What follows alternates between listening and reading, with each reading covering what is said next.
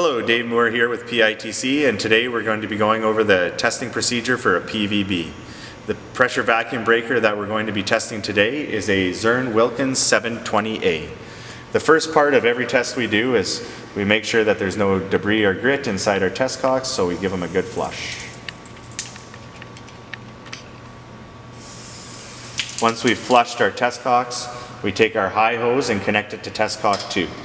The first test that we're testing on our pressure vacuum breaker is seeing when our air inlet valve is going to open. Our air inlet must open before 1 psi.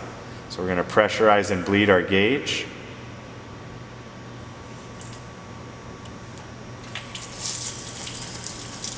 Once we've bled our gauge, we're going to isolate our device. And then we're slowly going to relieve the pressure on the high side of our gauge till the opening point of our relief.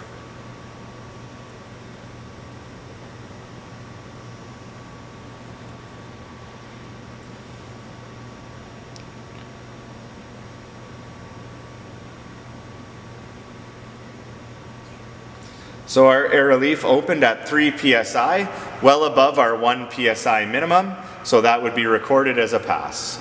We're then going to shut our test cocks and move on to the second test of our pressure vacuum breaker. We're going to move our high hose from test cock 2 to test cock 1. The second test we do on a pressure vacuum breaker is checking our check valve 1 in forward pressure. We have a minimum spring tension of 1 psi on check valve 1, so again we have to hold 1 pound for at least 2 minutes in this test, and our gauge cannot move. So first we're going to pressurize our device. We're going to pressurize and bleed our gauge.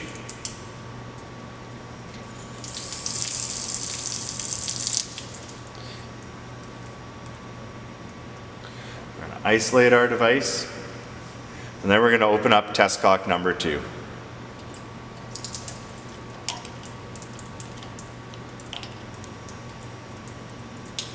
We're going to wait for the water to stop running from test cock 2.